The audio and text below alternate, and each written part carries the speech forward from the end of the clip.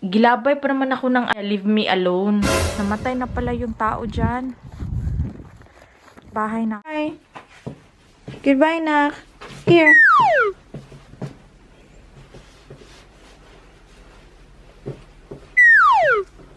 Dada's coming.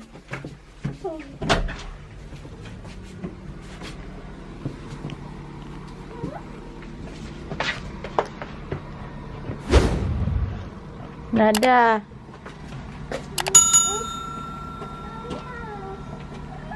Asus. Josh.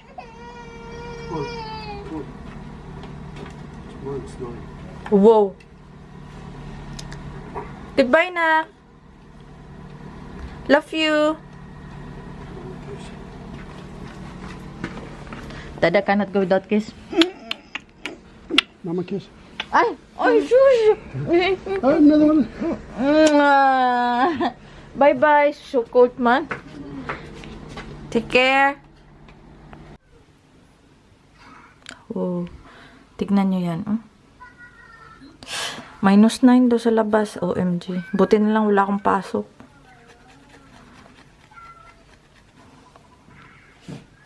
Pag dito kasi sa mga ano lang, mga side villages, wala masyadong naglilinis ng kalsada. Kaya yung snow, andyan pa din sa mga cars, sa mga streets. Buti na lang yung namin, yung tires namin is for weather. Tawag nito, may winter. Pwede siya winter, pwede siyang summer, pwede siya sa ulan. Pero maliit kasi ito na car, madali itong siguro, zigzag ba? Pag mag-slide.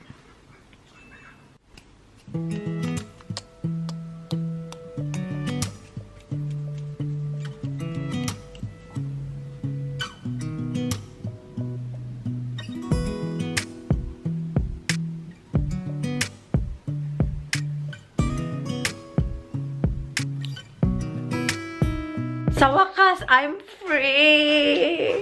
Free ako ng free ako today. I mean, wala akong Sofia today. Kasi alam nyo, diba, Thursday pa nun, Thursday, Friday, Saturday, Sunday, Monday, akin si Sofia. Ay, it feels good. Minsan din kasi kailangan din natin, diba? Ang dami kong parang, tawag nito, breakouts ba? Parang bang nagpakpak tong mukha ko, nag-change skin ba? Hindi ko lang alam kung sa sabon ata siguro. Tapos, kagabi kasi, hindi kami nag-goodbye ni Bana. Goodbye, hindi kami nag-goodnight. Hindi ako nag-goodnight sa kanya. Gilabay pa naman ako ng tinapunan niya ako ng isang unan na to. Kasi may sinabi ako na, ano ba yung sinabi ko sa kanya? Kasi sabi daw niya, leave me alone. Sabi ko, leave me alone. Sabi niya, let me do what I want. Sabi ko, nagagawa mo naman yung yung mga gusto mo. Tapos, dami pa niya sinasabi, sat-sat pa siya ng sat-sat. Pag, naigo siguro siya doon sa sinabi ko, sabi ko sa kanya, when you decided to marry me, di ka na pwedeng maging alone. Ayun, tinapunan ako ng unang test. Tapos ako, drama, umakyat ako agad sa taas. Hindi ako nag-kiss, walang good night. Umakyat ako hanggang sa natulog. Sabi niya ngayong umaga, bakit di mo ako kinis kagabi? Sabi ko, bakit? Kailangan ba? Sabi ko, stay away from me. Ganun pa ako. Hindi talaga yan siya pag walang pag may mga ganyan. Ay, alam niyo pala, i-share ko sa inyo si Sofia. Ano yun? Tawag nito? Umihi ako na alas 4, narinig niya yung pinto. Tapos pagkarinig niya, umiyak na. Sabi ko, teka lang, iihi ako. Minsan, intindihan niya, ngayon talaga umiyak kanina. Hanggang sa, ginising kami ng ama niya, ni Dada. Kasi, malapit ng malapit ng alas 7. So, ewan ko anong nangyari doon. Inanuhan ko pa ng Vicks, ng efficacy, mansanilya. Tapos sinilot-hilot ko. Talagang restless siya kanina. Akala ko baka magkasakit yun. Hindi naman kami lumabas kahapon. Isang araw lang kami lumabas. Pero kahapon, di kasi yung nag-jacket dito sa loob ng bahay. Mainit naman, pero alam nyo, kami nga matatanda, nag-jacket pero siya hindi. So, ngayon, mag-breakfast na tayo. Uy, kaya maglinis tayo ng bahay. Madami tayong gagawin. YouTube and everything and everything. Shout out lang sa mga palaging nanonood sa amin. Kahit yung mukha ko ganito pa din. Thank you sa inyo. Thank you talaga. And mag-breakfast tayo at saka maglinis ng bahay. Tapos mamaya kung matulog tayo, it's up to us. Nakalabas na pala ako ng para sa aming dinner na beef steak. Beef. Pero, i-grill ko lang ata yun. Tapos, umpisa na ng keto diet. Mag-keto na naman ako ngayon. Try ko. Keto diet. So, pasok na pasok yung ating coffee sa keto diet. So, ako. Mag-cereal muna ako. Tapos, larga na. A few moments later. So, prepare lang tayo ng lunch. Siguro, marami kayong makikita na mga keto diet na recipe or mga kakainin ko. Kasi para pumayat pa tayo, parang tumaba talaga ako. Kailangan kong sa aking mga kinakain. So, gagawin ko lang since parang yung creativity natin talaga pagdating sa mga, pagdating sa mga paghahanap ba ng mga, paghahanap ng mga kakainin or mga meal is kakailanganin natin. So, kung meron kayong mga keto diet or mga recipe na pwede siya sa diet, pakishare naman po sa akin, paki-comment sa baba. Kakain lang ako ngayon. It's 12:40 na. Bago tayo lalabas at bibili ng kakailanganin natin for dinner. So, konting lang, lettuce.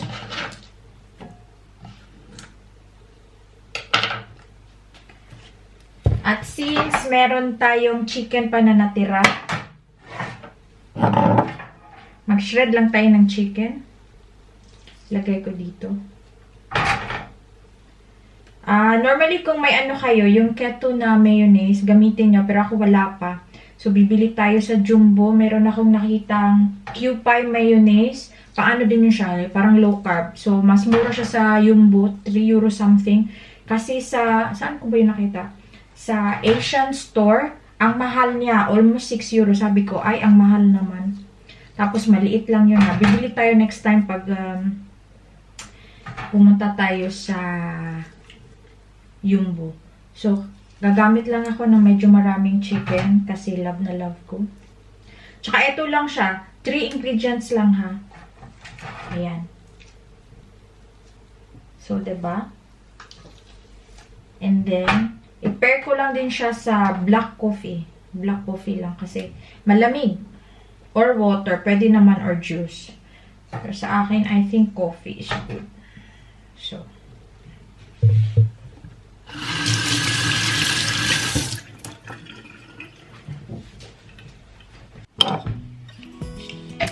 saka yung last is mayonnaise. Wala na laman.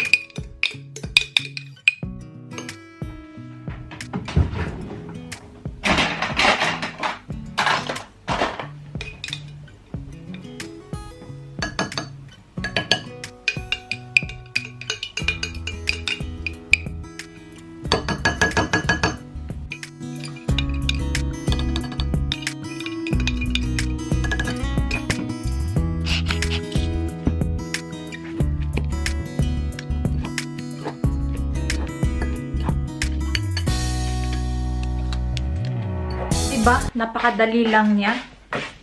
Madali lang gawin. Hindi naman talaga kailangan yung malalaking portions tayo kasi may tinapay pa, may ganun-ganun pa. So, ngayon try natin na hindi masyadong yung malaki yung portions natin. So, dito lang ako, nanonood ako ng mga videos ng ating mga friends dyan. Pasensyahan nyo na po ako, hindi ako nakakabalik kaagad kasi alam nyo naman yung aking sitwasyon, yung aking anakis. Diba?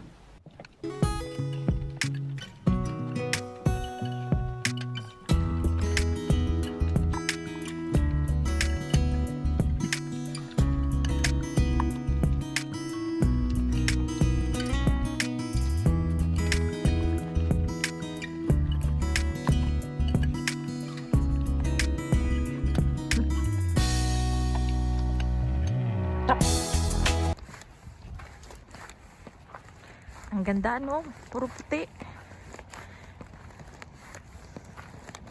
Alam nyo, yan yung sinasabi ko sa inyo, yung bahay na malinis na ngayon. Namatay na pala yung tao dyan. Bahay namin. Isa lang kasi siya. Namatay na pala. Kaya pala pinuntahan ng mga pulis. Heart attack. So, walang tao dyan ngayon. Mga bata dun sa amin ang naglalaro. So, lalabas ako mga lalabs. Tsaka medyo i-arrange ko yung ano dito, oh. Yung bike ko, kawawa. Pati yung stroller ni Sofia, ilagay ko sa loob. Ay, si Bana, sabi niya siya daw. Eh, ngayon, nakalimutan na. Ano nyo yung ginawa ko? Hindi kaya, pumasok ako kasi yung itong kamay ko, kahit nag-gloves ako, grabe, manhid na. Manhid na talaga. Linisin ko lang ng konti, tsaka yung upuan, ilabas ko kasi itatapon na to eh. Itatapon na to ni Dada. Tapos, ilagay ko lang yung mga dahon sa plastic bag at saka yung bike ko ilipat ko dito. Kasi kawawa na, baka masira na to kasi yung kadena ba niya? Ano na kasi nauulanan. Tapos, so tignan nyo. Ang domain ng sahig, kailangan ko siyang imap. May mga puti-puti yan kasi dahil sa asin.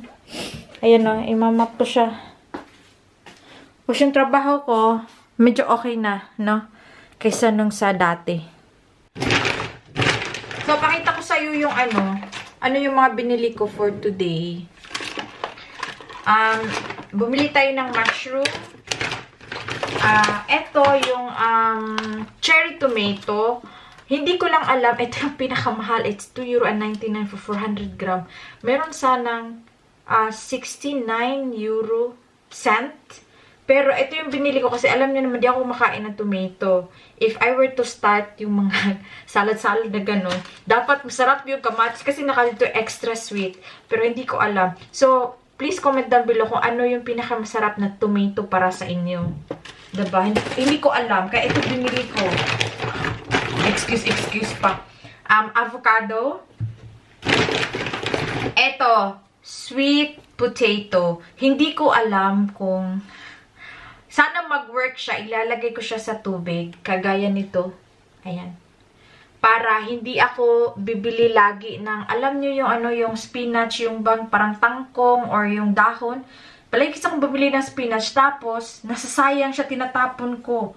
Ayoko din siya ilagay sa freezer kasi naglagay ako dati pero yung resulta niya is iba.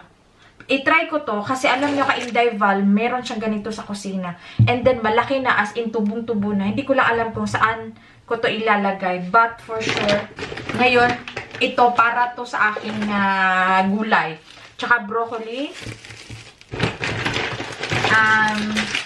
Cheese. Alam nyo yung keto diet, it's more on fats at tsaka mga cheese.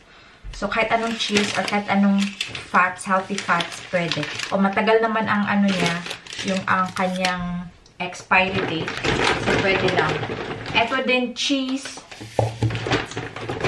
We have mozzarella. Wala akong balsamic vinegar. Hindi pa rin kumpleto yung aking kusina.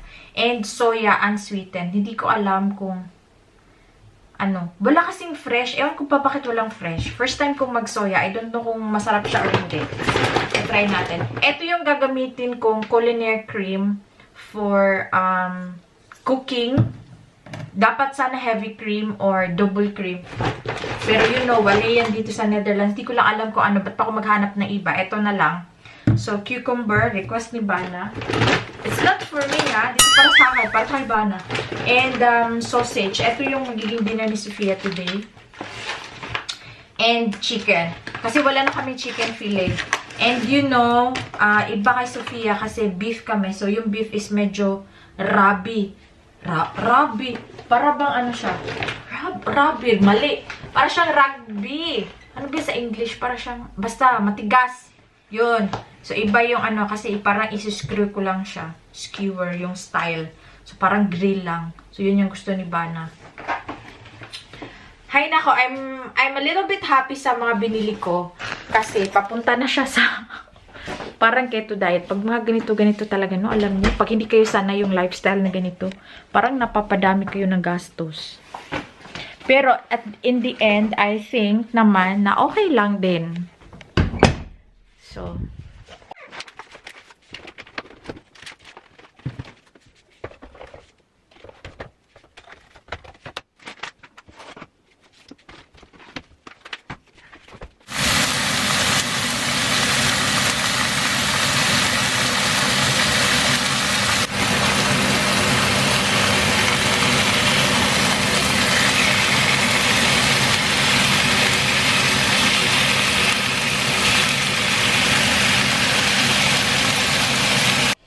ayan na, luto na.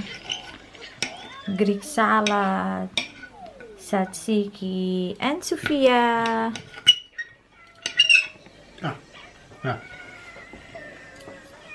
I want to go on there full time. You will be. Okay.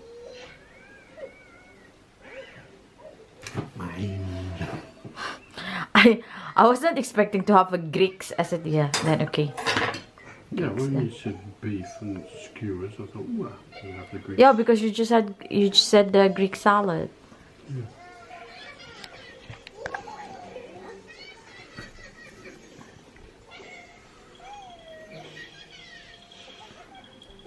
I think it's better to buy beef in the Turks. This one's from the Turks, I think.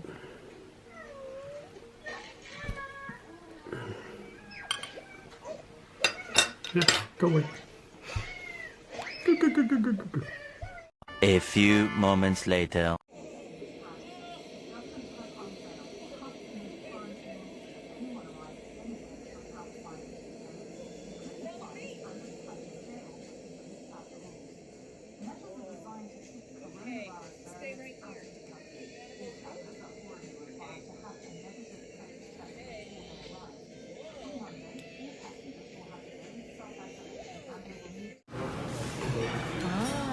Seafoods may silawang.